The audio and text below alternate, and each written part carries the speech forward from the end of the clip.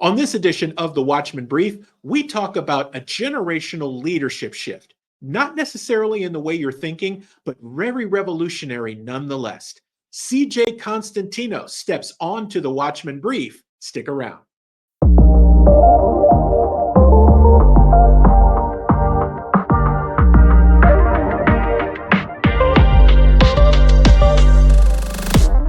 Thanks for joining us for this edition of the Watchmen Brief. CJ Konstantinos and Juliana Orman will join me momentarily.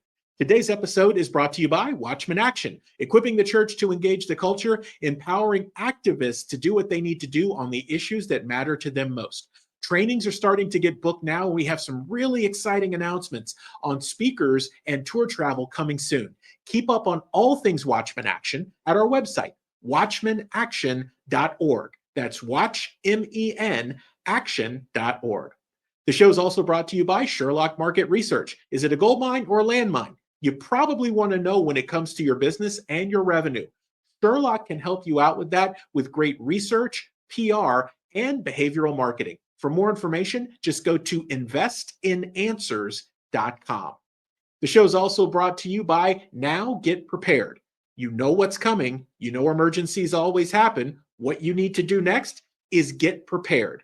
Go to nowgetprepared.com and get all the survival and efficiency supplies that you need. It's nowgetprepared.com. Stick around. The Watchmen Brief is straight ahead. Want to turn your competitors' website traffic into your next customers? Right now, your competitors are spending millions to drive traffic. Our system tracks all of those ad clicks, visits, and buyer journeys, and matches them to real people in our 270 million plus lead database. They spend the money, you get the leads. No guessing, no cold targeting, just access to real in-market prospects actively engaging with your competitors. Want to see how it works? Click the link below or visit getsherlock.com to schedule a time. And welcome back to another edition of the Watchmen Brief. I'm R.C. Williams. And I am Juliana Orman. Juliana, we've had an opportunity, and I'm so excited about this. Over time, we've had an opportunity to meet some incredible people.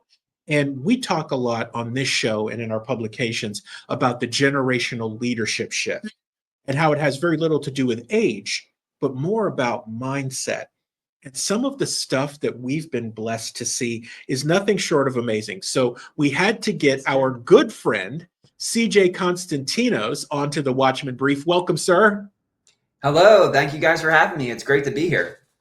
Yeah, CJ, we've had a chance to talk a lot, and we knew we had to have you on the Watchmen Brief for a longer form interview because what you propose to do with the People's Reserve, and we'll get to the meat of that a little bit later, is revolutionary in the best way possible for the kingdom.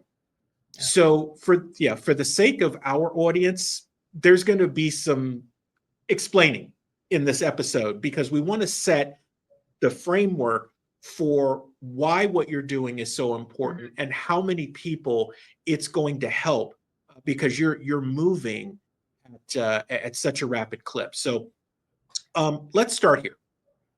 You talk about Bitcoin being the most pristine form of capital. Now, as we do the show today, there's been a lot of talk about crypto and Bitcoin, and most people entry level just think that Bitcoin's another crypto, but you have a slightly different view. So CJ, can you explain to us what the crypto universe is, how Bitcoin is different? Like, let's tackle some nuts and bolts. Yeah, absolutely. And it's a great place to start because you get into this journey and you think that it's simple stuff, but it's really complex. It really comes down to, if you're on YouTube, you say it's the algorithm, right? If you're on social media, it's the algorithm. And the algorithm is where all the magic happens. It's how they get the truth suppressed and force out their big narratives, right? So it always comes down to what's going on in the algorithm. And that's what's different about Bitcoin versus crypto. Bitcoin has what we call the proof of work consensus algorithm. And this proof of work is really tied to the natural laws of economics and price discovery. And I'd like to bring it back to gold because I think a lot of people can connect with the idea of gold. And I like to think of gold as a natural money and Bitcoin as an engineered money. Now, what's the difference between natural and engineered? Well, think about it. We have a candle and we went to the light bulb. We had a horse. We went to the horsepower in the engine. We were able to read and write, and now we put it into computer code on a screen. So there's a big difference when you go from the natural to the engineered. This is about being made in the image of the creator, right? We have the ability to create. And when we go from the natural to the engineer, it's a result of that creative spark that we get from Father above. And when we look at money and we look at natural money, we look at gold and we ask, well, what makes gold a good money? What are the characteristics of money? And the characteristics of a money, let me interject here. There's a difference between money and currency. So when most people hear me say money, they're probably thinking dollars, Mexican pesos. They're thinking of all these paper currencies that have really not been taught in the curriculum of growing up, K through 12, and even in secondary education. They don't differentiate. Money is dollars, and dollars are universal, and we don't think about that. But you have to go back to that basic concept to understand what makes Bitcoin different than crypto, because crypto is currency, and that's why they call it cryptocurrency. But Bitcoin is money, and it's in its engineered design that makes it money, and it builds on top of gold. So let me run through this gold example. Why could you use 1 ounce of gold 100 years ago to buy a really nice suit? And then today you can use 1 ounce of gold to buy a really nice suit. So a nice suit back then was 20 bucks. A nice suit today is $3,000, or the price of gold, right? So how did that happen? How did 1 ounce of gold buy a really nice suit 100 years ago and still buy a really nice suit today? What mechanisms are taking place in the background to preserve the purchasing power of the 1 ounce of gold? But in dollar terms, the suit went from 20 to 40 to 60 to 600 to 1,000 to 3,000. How? Why is that happening? Well, the answer to this is in the price discovery economics. And how this works is it's based on cost of production. So see, cryptocurrencies and currencies like fiat currencies like dollar, there is no cost to produce the currency. I wish they had to print them. If they had to print the amount of dollars that they have just typed into the computer ledger, the printers would still be running 24/7, and we would have nowhere near the amount of money in the system that we currently have, because they just type it in on a computer and it expands the supply of the currency exponentially by just typing in buttons. There's no proof of work. There's no cost of production to creating the currency. Gold, on the other hand, there are significant costs. It costs a lot of money to start a gold mining operation. You have to find the gold. You have to see the quality of the gold. You have to have all the land, labor, and materials to pull the gold out of the ground and bring it to the marketplace. And the cost of the producer to pull the gold out of the ground and sell it to the market is what we call the all-in sustaining cost. That's the fancy terminology in the gold market for cost of production. And the way that natural market price discovery works, and this is what makes America America. This is what makes free market capitalism better than any other system that we've ever seen before. It's called the free market price signal. See, in Soviet Russia, they tried to tell you what the price was. They went with price controls. This is why Kamala was met with a lot of resistance when she started talking about price controls in order to fight inflation. There's plenty of historical precedent that shows price controls don't work. Why? Because it eliminates the free market price signal. So how does the free market price signal work? It works through the supply-demand equilibrium. And when you have a certain supply of a good or a service and the demand increases against that supply, it pushes the price up. But something happens when the price goes higher. The higher the price goes above the cost of production, the more profit is generated. And profit is the invisible hand that creates the incentives in the marketplace. So as there's more demand on a limited supply, the price goes up, profitability goes up, and entrepreneurs in the marketplace see that profit opportunity, and they've deployed resources to capture that profit. So in the case of gold, when the price goes really high and profitability increases, entrepreneurs mine more gold so that they can sell the gold to the market and lock in the profit. But what happens when they mine more gold? The supply increases. Well, something in Bitcoin, there's only 21 million Bitcoin. There will never be any more Bitcoin. So even if the price goes up relative to the cost to produce a Bitcoin, you can't create any more Bitcoin. It's hard supply cap. It's 21 million, and there'll never be any more than 21 million ever. So that's a really important dynamic that we'll get into a little bit later, but I wanted to insert that there. Now, when the price goes up and creates profit, supply increases. And when supply increases against demand, price starts to come back down. And when price starts to come back down, profitability shrinks and entrepreneurs look other places in the market. They look for that free market price signal that signals to the entrepreneurs how to deploy resources. So in socialist communist economies where they try to use price controls, there is no free market price signal. And what happens is over time, you do not properly allocate your resources. You do not properly allocate your production abilities because you're not listening to a price signal. You're trying to guess what demand is for milk or for eggs. And you can't do that. You have to allow the free market price signal to dictate where you produce and increase supply.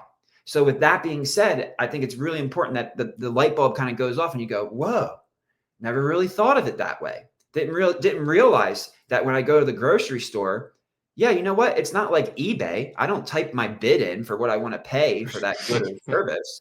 There's a price tag. But where did the person who's selling that product, where did that price tag come from? Well, the price is always going to be relative to the cost of production. It has to be, because when the price goes below the cost of production, the producer won't make any money, which means that they won't produce or increase supply, which means that as supply comes down against demand, price will go up. And if price never goes up above the cost of production, that is the free market price signal telling you there's no value to the good or service that you're producing into the economy. Stop doing what you're doing because there's no profit potential and redeploy resources to produce a good or service that actually delivers value to the economy. And in the economy, we vote with our dollars. So it's the voting, that part. The voting with our dollars that produces the free market price signal on how to deploy resources. And that's what happened to gold.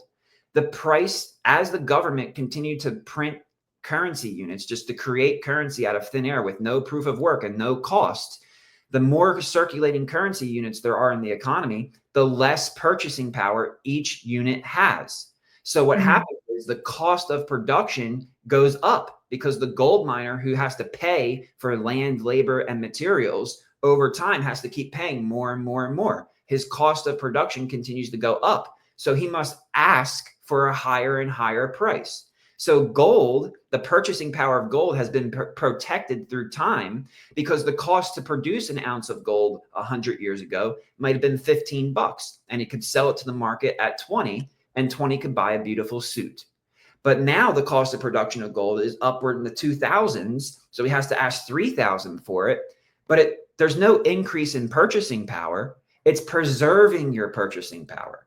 The saying in finance is you don't buy gold to get rich, you buy gold to stay rich. And it's the free market price discovery process that allows gold to preserve its purchasing power through time as the purchasing power of the currencies are diluted. So the difference between money and currency is that money is a store of value that allows you to secure your purchasing power over time, whereas currency is a phenomenal medium of exchange. You can spend dollars anywhere in the world internationally, but you cannot save dollars because the rate and pace at which prices increase won't allow you to buy more stuff after you save. You'll buy less and less stuff as time goes on, right? If you had $20 100 years ago, you can barely buy a t-shirt today for $20, not a suit, right? So you cannot preserve your purchasing power in currency. You can preserve your purchasing power in money. Now, what makes Bitcoin engineered money versus natural money? The engineering of Bitcoin is that within the algorithm, we have designed it specifically to leverage the natural laws of economics and price discoveries that I just described to you to drive even more value into the network. Well, how do we do that? The first way we do that is with the 21 million limit. By making it so that you cannot increase the supply, the price must go up significantly because you can no longer, the free market price signal can no longer increase supply by making the price go up because you can't create more supply. So the price must go up more rapidly than it typically would, because it's not about creating profit to cost. It's about incentivizing the current holders of Bitcoin to sell. Because when current holders of Bitcoin sell, that is the only way to increase the circulating supply. So that is one of the main reasons that the price of Bitcoin goes up faster than any other commodity in the world, because there's no way to increase the supply. And when demand increases against a fixed supply, the laws of economics tell us a higher price must come to be. So it leverages that natural law in its engineered design. The other thing is, in this proof of work consensus, we built into the protocol what's called the difficulty adjustment. Now, the difficulty adjustment is something I'm going to compare it to gold. Imagine the price of gold goes up, and now these entrepreneurs want to start mining gold so they can lock in profit. But the gold itself actually starts to sense that more people are after it. The gold in the earth can just feel that more people are coming to mine it. And it says, you know what? I'm going to make myself 10 times harder to find. So see, gold can't do that because it doesn't think. There is no algorithm. It just is. Bitcoin is engineered because it can think for itself. It looks at the hash rate. It looks at the amount of computing power contributing to the network to generate and earn those new Bitcoin as we move up to that 21 million limit. And it says, whoa, there's a lot more people looking to earn these Bitcoin right now to speed up this distribution schedule. You know what? I'm going to make myself harder to find. And the difficulty adjustment increases the difficulty to find the new Bitcoin, which increases the cost of production. And when the cost of production goes up, you can imagine if you're a gold miner and gold just all of a sudden you found this beautiful plot of land that has all this gold. And then the next day you take a sensor and half the gold is gone. What? Wait a second. Where'd all the gold go? Oh my goodness. That means the money that I'm spending to pull this gold out of the ground, it now costs me twice as much, right? If you have a 50% reduction in the amount of gold you can get, but you have to spend the same amount of money to get it, your cost of production doubled. That would push the price of gold up significantly because the producer is not going to produce the gold at a loss. They must profit or else they'll go elsewhere. So Bitcoin leverages this natural law of economics to drive value into the network, not just through the 21 million limit, but also through the difficulty adjustment. So it's the proof of work consensus algorithm that makes Bitcoin engineered money, that makes it a step up from the natural form of money that we see in gold. Now, once you come to this realization that Bitcoin is engineered money, to kind of simplify that understanding in term, we'll call it this: savings technology. Because with gold, you could save your purchasing power through time relative to the cost. But with Bitcoin, we now have a savings technology. It's not just a money that allows you to save through time. There's additional components. There's a technology component in the algorithm that pushes more value into your savings. So we have an engineered money that is now a savings technology. And we're in year 16, and we're already seeing this savings technology being integrated into the financial system. So we're at a really exciting time in financial history where things are starting to accelerate. And we believe at People's Reserve, the future of finance is going to be built around Bitcoin and Bitcoin equity as the most pristine form of collateral, even more so than gold, because it's not just a natural money, it's an engineered money. Wow. Yeah, wow. CJ, that now becomes a learning module in the Watchmen Action curriculum. Thank you very much for that. It was perfect though. Like Yeah. I could totally follow what you were saying and why it's so important and whatnot. So thank you for that very clear explanation. Absolutely, CJ, yeah. One last thing I'll add with all the cryptocurrencies you see. It's just like the currency it's just like the dollar. These cryptocurrencies, they just type it in on the computer and create them out of thin air. There's no cost of production. So that's the difference between Bitcoin and crypto. So that's where I was going to go next, CJ, before we leave this topic. So as we're doing the show, there's been discussion about XRP, Ripple, the US government. Can you help people understand, because you have some very strong opinions on this, and I happen to be in agreement with you, but can you help people understand what's going on there, why it's potentially a bad idea? Like, what's happening? Yeah. So with Bitcoin, when we started out in the Genesis block, what happened is there's only going to be 21 million coins, and these coins are going to be released over a time schedule of about 140 years. So we call it a fair launch, and it was fair because no one person or company or entity started with any coins. All of the coins started locked into the protocol itself. So nobody had an advantage. Nobody was able to do something or get something that another person couldn't do or get because of their position in relation to Bitcoin. Bitcoin didn't care who you are or who you were. It didn't matter. It was a fair launch. Everybody started with 0 Bitcoin, and that Bitcoin had to be earned through the proof of work consensus process by the person who wanted to earn the Bitcoin paying the cost to earn it. Now, the difference between Bitcoin and all the cryptocurrencies like XRP, for instance, XRP, they just typed a number on the computer and created 100 billion tokens, and they owned all of them. Every single one of them they owned at the start. There was no fair launch. It was a company who decided to create the currency, just like a government creates a currency. Like the government, they issue a currency, it's theirs, they spend it into the economy, and then it becomes everybody else's. Well, the government has a huge advantage because everybody else is saying, yeah, that's actually worth something. And that's where the idea of trickle down economics comes from. Oh, well, let us print the currency and then we'll spend it in the economy and that wealth will trickle down into you. But that's not true, because what happens is the more and more they print and the more they spend into the economy, the more and more diluted the currency becomes, which is why the cost of the suit went from $20 to $2,000. So the more and more they print and spend, the higher and higher the prices go, because the higher and higher the cost of production for the land, labor, and materials to produce a good or service. So what we see with Ripple and all these other cryptocurrencies is that they were created from the start by a company or by a person, and that company or person owned 100%, and if not 100%, a majority of the tokens. So it was not a fair launch. And it was a way for the company to sell the tokens into the decentralized internet economy to raise money for itself, And that is the difference. The difference is that we have an engineered money with a fair launch that nobody had an advantage and no one company or person owned, versus cryptocurrency where in every single case, there's somebody who is a leader there. There's somebody who you can go to. There's a company, there's a leader, there's a group of people, there's a foundation, and they own a majority of the tokens, and they continue to sell those tokens into the economy to raise dollars for themselves and for the missions of their company and their foundation. That is what we call a scam coin.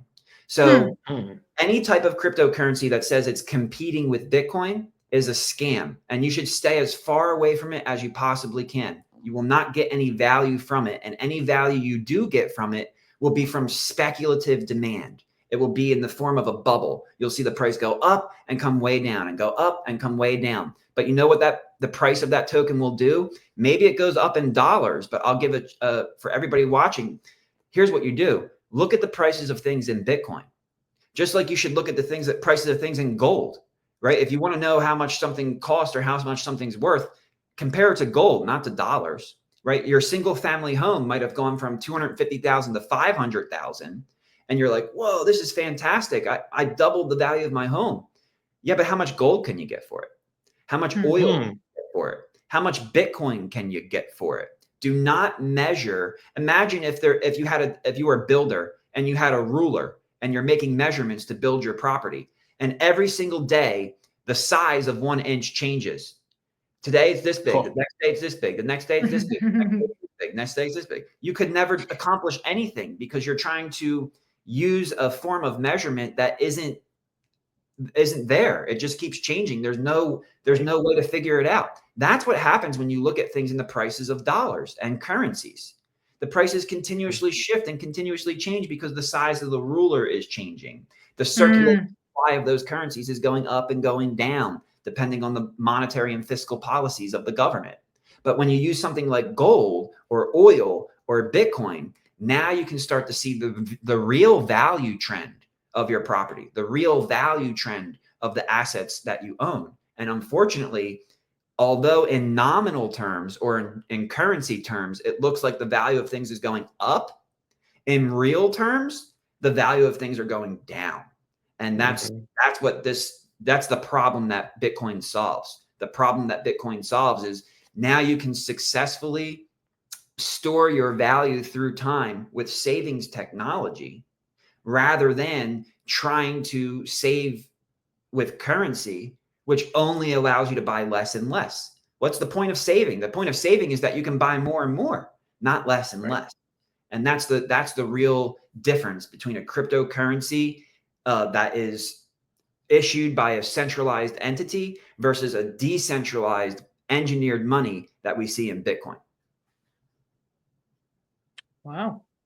Yes. Wow, that's a lot. But okay, now I understand, the why behind Bitcoin versus cryptocurrency and why we want to have it completely decentralized. Not one person owns it. Not one person can control it. Not one person can come in and change the ledger on it or change anything on it. It keeps us really truthful in what it is, the transactions that are happening. Can everybody see the transactions or just the two people that was involved in the transaction? So does it keep it private if I'm, sending money somewhere? It does not. It does not keep it private. So the one kind of a downside of the blockchain is the lack of privacy. But I think what's interesting is that at this point in time, especially what we see happening now with a lot of the politicians literally coming out and calling Elon Musk and the Department of Government Efficiency and the current administration's efforts to eliminate fraud and waste and abuse of the money system, they're coming out, or I should say currency system, they're coming out saying, you can't be doing this. This isn't right. Well, the problem with this audit is that who can we trust? It's a private ledger. It's just like Ripple. Right. How can we trust when you're just typing in on the computer, when you can just create new tokens, when you can just switch this and say that, oh no, when you can sanction people and say you can't spend that money, or you're not allowed to hold it, you're blacklisted, you're not allowed to do that. That doesn't make sense. So one benefit of the public blockchain is that you are able to track and trace all of the transactions that take place between any two wallets. Now, important because it's pseudo anonymity. Right. So unless you use a wallet, then nobody can identify you personally on that wallet. So there are ways and methods that you can set up to maintain your to be anonymous so that you don't give up your privacy. But at the same time, we need to be able to see each and one of these transactions to confirm there's only 21 million Bitcoin. We need to know that there's not more. There's no paper Bitcoin. Right. When they took gold and they plugged it into the banking system, the reason gold failed was because they created dollar derivatives. They created paper promises. And the amount of paper promises, because there was no way to audit it, far exceeded the amount of gold that we actually had. And when France was starting to call our bluff and they wanted to repatriate their gold from Fort Knox back over to them, all of a sudden Nixon's like, we better go ahead and not let them do that. And on top of that, another problem that was created was fractional reserve banking. Because now when these other countries saw that there was a problem, they could go to the bank. The bank could create inflation because only the government and only the bank can create inflation. They're the only two entities in the world that can create new currency units without anything backing it. And a country would go to a banking partner like the Rothschilds and say, hey, we don't think they have the gold. So you know what we want? I want to borrow $1 billion. Now I'm going to take those dollars and bring them over to the United States and get the $1 billion of gold. Let's see if they have it or not. And it created a speculative attack on the reserves. There was no choice but to remove the redemption of the paper for the gold because there was far more paper promises than there was actual gold. So the lack of to know at any point in time, anybody in the world, we can go to the Bitcoin blockchain explorer right now and confirm exactly where every Bitcoin is, confirm that there are no more than 21 million Bitcoins circulating. And I think the pro of that far outweighs the con of giving up your privacy, because there are still methods to maintain privacy. But as a global settlement layer of money, it's important to be able to completely audit and track where all 21 million Bitcoin are at all times to make sure there are no games being played with paper derivative products that expand the supply of Bitcoin, just like they did the supply of gold, which broke the system. So that's the reason for everything that you said. That's the reason why you call it truth money, right? Because it's a ledger that can only maintain truth. There is no fraudulent transaction that can be booked on the Bitcoin blockchain. Never. Okay. Absolutely impossible. Someone can fake a charge on your credit card. Someone can defraud the bank. Somebody can extend credit and spend it and not pay it back, but not with Bitcoin. There is no way to spend Bitcoin that you don't have. And the power of that keeps, we always talk about the checks and balances in government, right? There's always checks and balances. The open ledger is the perfect checks and balance on the power of the state. And that the pro of that far outweighs the cons, in my personal opinion. Wow. Being able to give people this education and break it down, because if you go out there and search for this information, you get 10,000 answers where you're just like, look, it's still not answering my question. It's just a lot of buy my stuff. CJ, you took the time to actually educate people. And I think that's critical. And it actually ties in to people's reserves. So, in full transparency, we're excited because Watchmen Action is going to be one of the pilots for the ministry church bonds. So can you walk us through the logic of people's reserve and then the things that you guys are getting ready to launch to help people with this? Yes, absolutely. Well, we couldn't be more excited. And you can see right on the screen there, we have we the people right below serve. So it could be read as serve we the people, because, Jesus, the King of Kings, came here and he washed his disciples' feet. The King of Kings made himself a servant. The number one person in heaven is a servant. So from a business mindset, we need to be able to serve others. And we've built with that Bitcoin mindset, with the truth money mindset, which is you have to deliver value. And unfortunately, 99% of financial institutions today exist to extract value, not to deliver value. So through their products and services, they're always looking for a way to extract value from you. The government, through its deficit spending, stealing your purchasing power, is extracting value from you. We want to flip the script upside down and deliver value to you, because when you do that, you can build long-term customer relationships. And that is how you build a truthful business. That is how you build a long-term sustainable business, when you deliver value. And part of the way that we deliver value is by integrating Bitcoin into traditional credit and debt products, so that these credit and debt products can actually deliver value to you and to investors rather than extract value from them. And I think the perfect example is the Bitcoin powered church bond. Now, churches, unfortunately, the only thing that they can depend on right now are donations and tithes. So, Christians who are faithful and tithing the way they should be, and even give beyond that because they want to invest in the kingdom of God, and they know that everything we have in this world is going away. Nothing's coming with you. So if you're looking at what you have in this world and using that as your scorecard, you're playing the wrong game.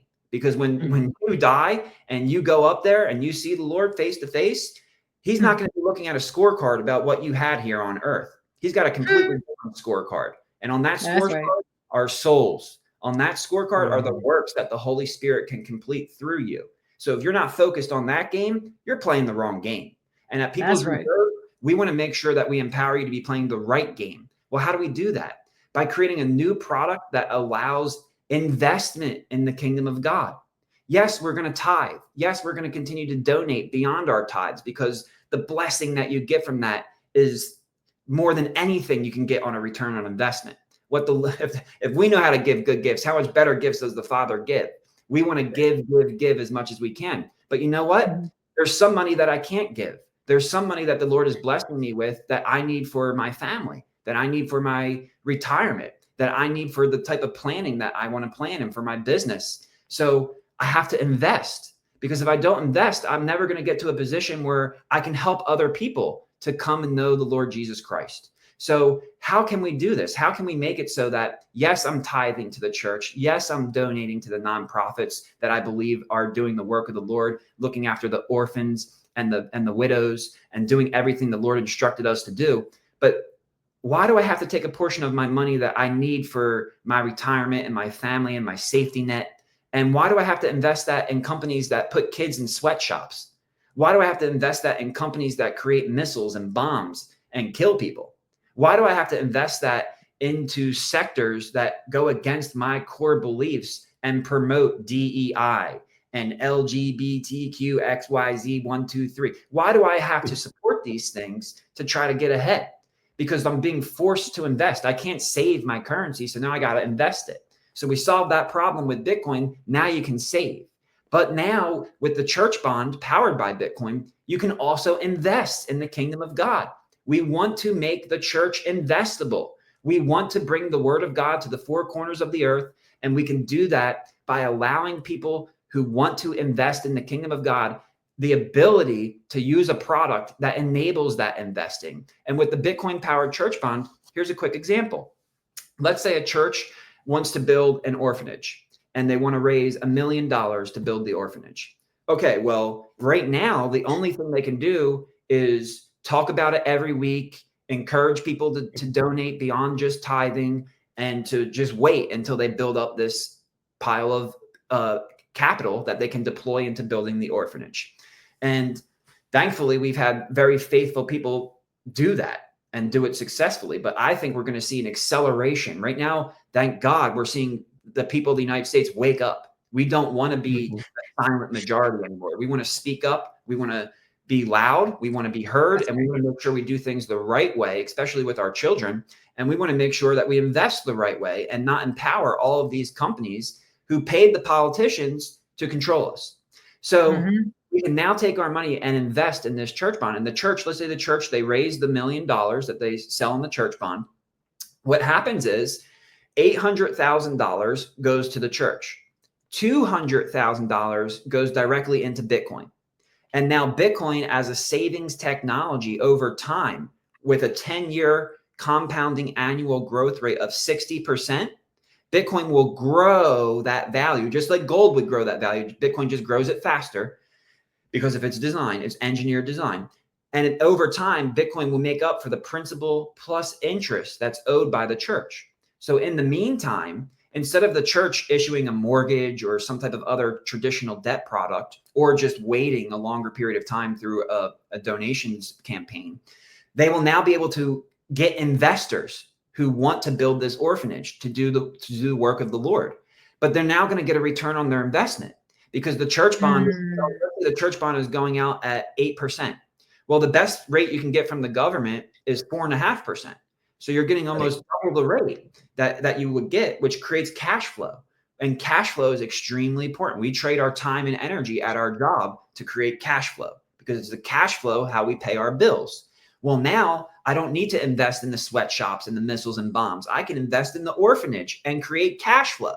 And the church saves a ton of money because it's the appreciation of Bitcoin that produces the principal plus interest. So in the meantime, the church doesn't have to make principal plus interest payments like they would on a traditional mortgage. They only make the interest payments. So in this case scenario, I'm just using rough numbers here to give the listeners an idea. Let's say the church would have had to pay maybe $4,000 or $5,000 per month, which included a principal plus interest payment in a traditional mortgage product.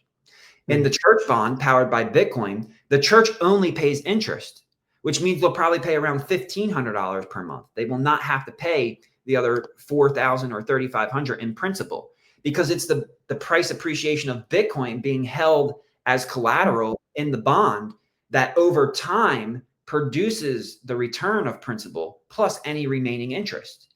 And at a 60% compounding annual growth rate, if the church were to issue a 30-year church bond, they would only be paying interest for maybe 5 or 6 years. And over that 5-year period, the church will have paid maybe $170,000 in interest in order to carry the $800,000 or $1 million debt. But over that 5 years, the price of Bitcoin has now gone up at a 60% compounding annual growth rate. And the Bitcoin is now worth 1.4 million. So as soon as the value of the Bitcoin hits to where it's equal to principal plus interest, the church sells the Bitcoin, turns it back into dollars, and then turns around to the investors and pays them back principal plus interest. And now, even though the church bond was issued at 8%, that was over 30 years. You now got 8% over 5 years, which makes your yearly average APY closer to around 20%. Remember, you're lending your money to the government at 4.5%. With a church bond, you can lend your money to the church, invest in the kingdom, invest in the works that the Lord has for us, and receive a return on investment in a short amount of time that is upwards of 20%, because you didn't have to wait 30 years to get it. You got it back in 5 years because engineered money performed savings technology, saving the church hundreds of thousands of dollars of costs to carrying the debt and producing hundreds of thousands of dollars of profit for the investors, who most likely will now roll that principal into the next bond issuance for the next project.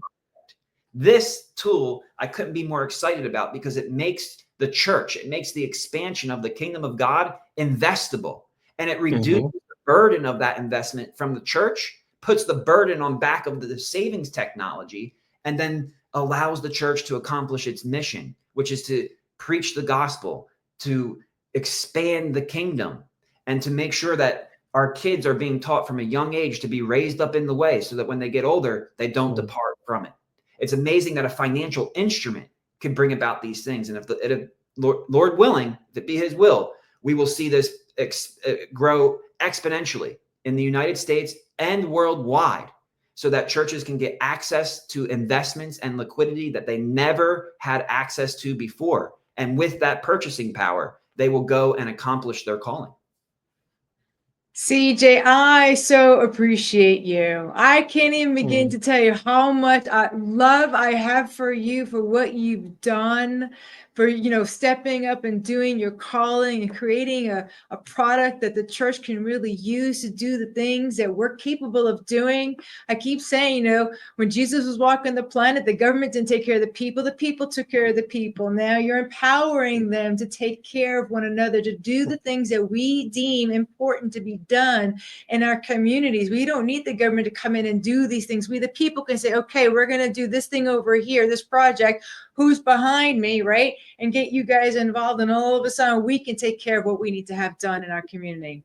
Amen. And all praise and glory be to the Lord above, because the wisdom, understanding, and discernment that was needed to create this company and this product did not come from me and could never have come from me. Only through the power of the Holy Spirit and the works that the Lord continues to do in my life in this business is this coming to be. So I appreciate your love, and I love you too, but all glory be to God. Amen.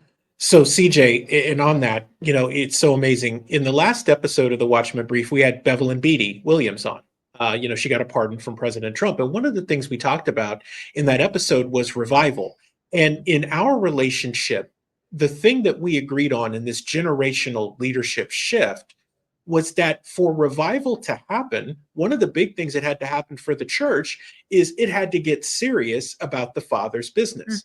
And when you described the Bitcoin church bond to us the first time, I felt that dot finally connect, where if you want people to take you seriously, you must be serious.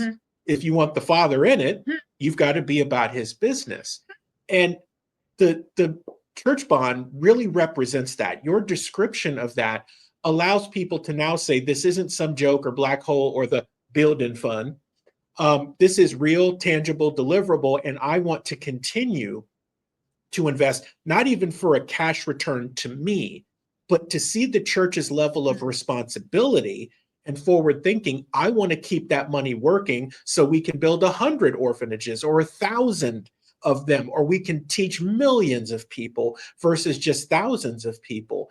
I want people, and people will need to go back and watch this segment. They need to watch the entire episode, but they'll need to go back and watch this segment a couple of times. If they're in ministry, if they're elders, whatever the case may be, you've got to understand that in this season, this is what is required. And if we don't empower the CJs of the world to do this work and we don't encourage them and actually humble ourselves, we're Gen Xers. If we don't humble ourselves to learn and to be curious and then to say, how can I help you? If we hadn't taken the time to understand what CJ was trying to do, we would have missed this entirely. And in this season, we can't do that because the Father is on his schedule and about his business. Now, I'm going to step out of the pulpit. That was my sermon. Have a great day, right? Coffee's to the right. CJ, one of the other things that I wanted to cover with you, so we talked about the church bond. You've also talked about the self-repaying mortgage. Now, I know you have a couple of products for the People's Reserve, but can you spend a minute just walking us through the basics of that? Yeah, sure, absolutely. And at this point, I want people to know that there's actually been a war on crypto space. So there's been a war on companies like mine looking to build products and services around Bitcoin and around the decentralized internet economy. So for the last 3 years, we have just built in stealth. We've kept our mouth shut. We didn't want to be our own biggest problem and put a target on our back when the powers that be were looking for that target. But like you said, RC, people are waking up right now. And the current administration that the vast majority came out and made it too big to rig and got our guy in there, and the Lord put him in there for us to fix things. One of his main agenda topics is Bitcoin. So isn't it interesting that the Lord puts in, he raises up kings and puts kings down, and the king that he decided to put in is embracing truth money. And now with what Elon and Doge are doing, we're starting to find out a lot of the problems that we were facing were actually created through the broken money system, through turning a money system into a currency system, and then leveraging that currency system against we the people. That taxpayer money was being used to create fake news. That taxpayer money was being used to teach things that regular people wouldn't want to learn, like transgenderism and other mental disorders. There are a lot of taxpayer funds that were being used to destroy this country. So the root cause of this was the corruption of the money system being transformed into a currency system, and then the powers that be, the spirit of Antichrist, leveraging that currency system to attack and control we the people. Now the Lord's man is coming in and saying, well, we're done with that currency system. We need to get back to a money system. And by the way, that money system is underpinned by Bitcoin. Now, that doesn't mean the dollar is worthless. Bitcoin actually strengthens the dollar. And what Trump and talk about with the strategic Bitcoin reserve, and I'm going off here, RC, because I think it's more important than our products and services. What's happening here is more important than what we're offering. Yep. There's a movement taking place right now. The Spirit of God is moving on this country, and real changes are taking place. And the change from currency back to money is probably the most important change, because it's back to truth money, and Jesus is the truth, and anything that there is a derivative of the truth is of the Lord. And with this truth ledger, we can now take away, we always hear about the separation of church and state, and we can go back and forth on that. I'm obviously not a big fan of that. I think we need more prayers in the schools. We need more politicians who serve the Lord and serve we the people versus themselves. But what about the separation of money and state? That's what this is about. We need to separate money and state. And when we bring engineered money, it takes away the power of the state to corrupt the system so that we can make sure it's not being used against us. And this strategic Bitcoin reserve that Trump is talking about and pushing for, I love it, because people in Bitcoin, they're like, create the strategic Bitcoin reserve. And Trump's like, strategic Bitcoin stockpile. You know, the man will not be told what to do, but he's willing to listen and he's willing to learn. And that's more important. That's what makes him a leader. We need leaders are willing to listen and are willing to learn. He's going to implement it in his own style, because that's who he is. He's a leader. He's not going to be told what to do, but he'll listen, he'll learn, and he'll accomplish the goal on his own terms. People in the Bitcoin industry donated millions of dollars to his campaign and said, create the Bitcoin strategic reserve. He said, Bitcoin stockpile. People in that said, oh, we need to pass this bill from Senator Loomis of Wyoming to so that the government starts accumulating Bitcoin. Trump goes, I think I'll just create the American Sovereign Wealth Fund, right? So he's listening, he's learning, but he's doing it his own way. And we're truly seeing a change in the foundations of finance. And through Trump's leadership, it's not just the federal government, it's the state governments. There are now 15 state governments that have put forth strategic Bitcoin reserve legislation.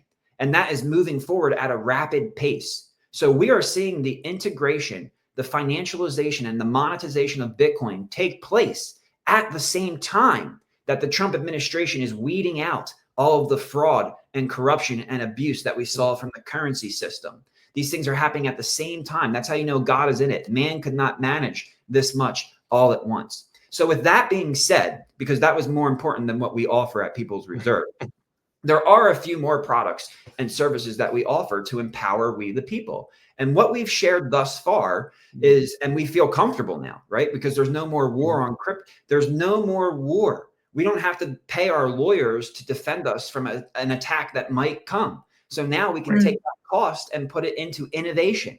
We can put it into creating new products that empower we the people. And some of those products are the self-repaying mortgage for people who have Bitcoin. And if you don't have Bitcoin, we have the home equity Bitcoin line of credit. You can transform your home equity into Bitcoin equity. You know, maybe you have a great interest rate, 2.5%, 3.5%, which is really good compared to today. And you've been paying it for 10, 15 years on your 30-year mortgage.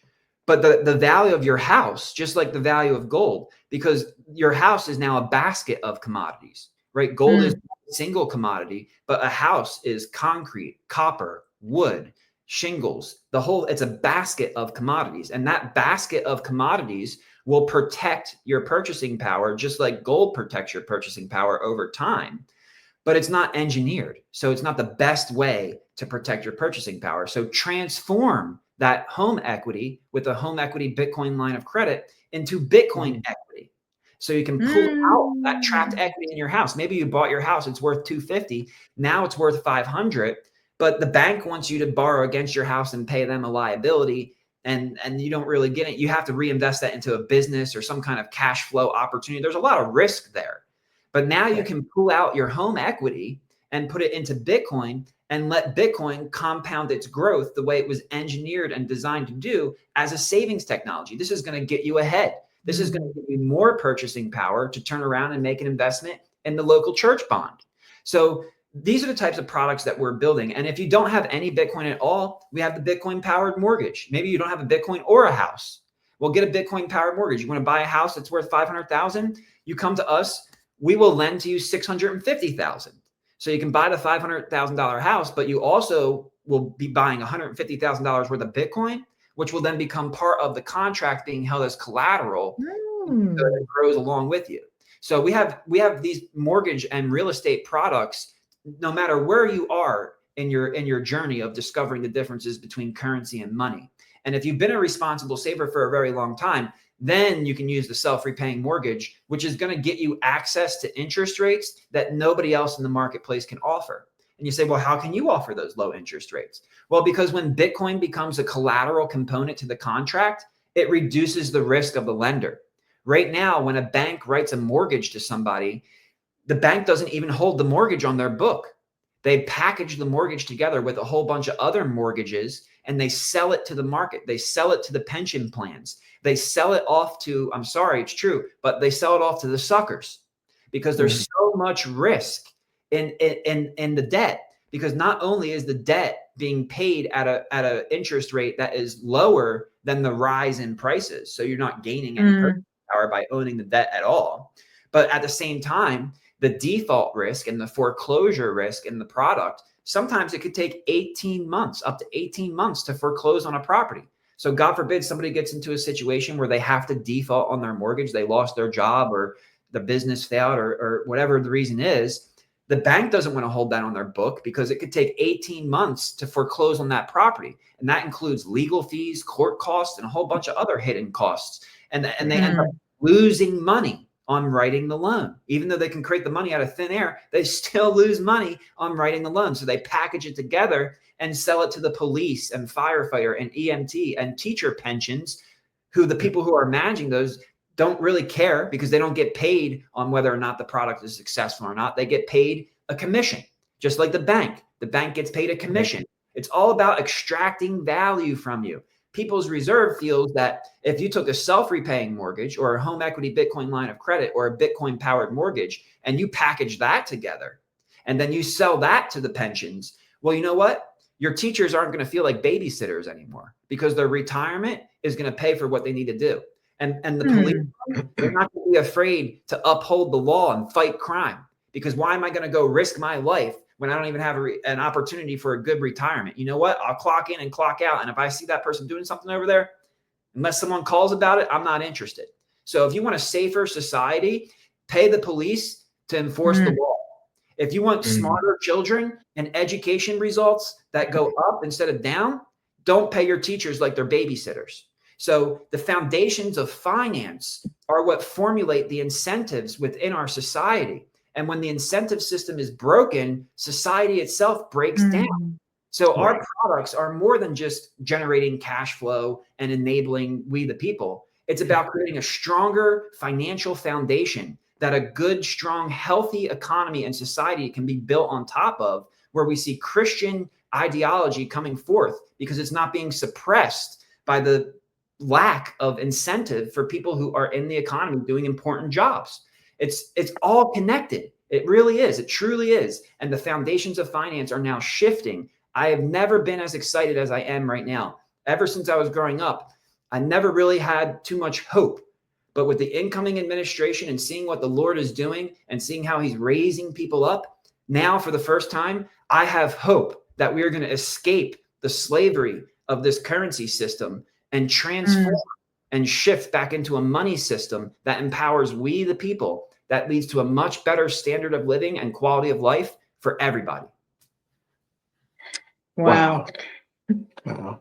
CJ, this has been a lot, and in the best way possible. It's fantastic. Yes, as we land the plane here smoothly, I might add. How can people find you? How can they help you? What do they need to know about what's going on with you and People's Reserve? Yeah, so the best place to find me is going to be on X, what was formerly Twitter. You can find me right on my name on the screen there, at CJ Konstantinos. You can also follow at People's Reserve. And People's Reserve, we plan to go live by the end of the second quarter of this year. And we have some really exciting things that we're going to be announcing, and some really exciting opportunities as well for those who are interested in what we're doing here at People's Reserve. So I would say just pay close attention, and you'll see how People's Reserve is going to make a revival in the currency space and in the money space. We're going to combine money and currency together so that we can utilize both as a tool. Money is like the hammer, currency is like the nail, and we can strengthen the dollar and build something amazing when we use money and currency together. And that's People's Reserve mission, to build a stronger foundation to empower we the people. Love it. Yep. CJ, thank you so much for being with us. For CJ Konstantinos and Juliana Ormond, I'm RC Williams. Thank you for joining us for this edition of the Watchmen Brief. We'll see you soon.